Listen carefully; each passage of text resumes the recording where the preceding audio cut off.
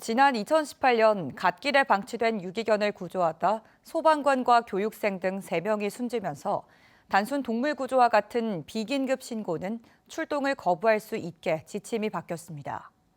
하지만 현장에선 여전히 단순 동물 구조에도 소방관이 투입되는 일이 반복되고 있습니다. 원주 MBC 유주성 기자입니다. 저수지 한가운데 개 한 마리가 빠져 있습니다. 구조대원은 망설임 없이 얼음 위를 걸어갑니다. 얼마 가지 않아 얼음이 깨지면서 구조대원도 물에 빠집니다. 구조대원은 그대로 얼음을 깨면서 앞으로 나아가고 결국 구조에 성공합니다. 구조대는 신고 30분 만에 구조를 완료했습니다. 동물을 구조해달라는 119 신고 심심치 않게 접수됩니다. 지난 4년 동안 강원소방본부에 접수된 동물 포획 관련 신고는 18,700여 건.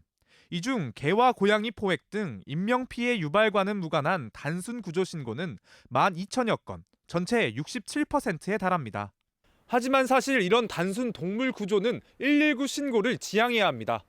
인명피해를 유발하지 않는 단순 동물 구조 신고로 인해 소방력이 낭비되면 정작 긴급한 인명구조에 차질을 빚을 수 있고 소방관이 다치거나 사망할 수 있기 때문입니다. 지난 2011년에는 고양이를 구조하려다 소방관이 추락해 순직했고 2018년에는 도로에 방치된 유기견을 구조하다 소방관과 교육생 등 3명이 숨졌습니다. 이후 소방당국은 생활안전 출동을 긴급과 잠재긴급, 비긴급으로 나눠 단순 동물 구조와 같은 비긴급 출동을 거절할 수 있도록 했습니다.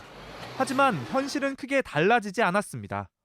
거부를 하게 되면 민원을 사게 되고 그래서 문제가 일어나기 때문에 그런 것을 두려워하는 기관 측에서는 거의 한 90% 가까이 보내죠.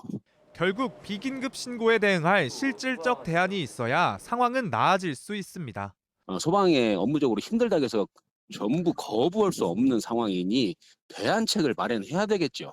그래서 시나 구청에서도 할 수 있는 일은 민원 부서에서 충분히 할 수 있는. 소방당국은 2018년부터 단순 동물 구조와 같은 비긴급 출동은 정부 민원 안내 콜센터 110에 신고해달라고 안내하고 있습니다. MBC 뉴스 유주성입니다.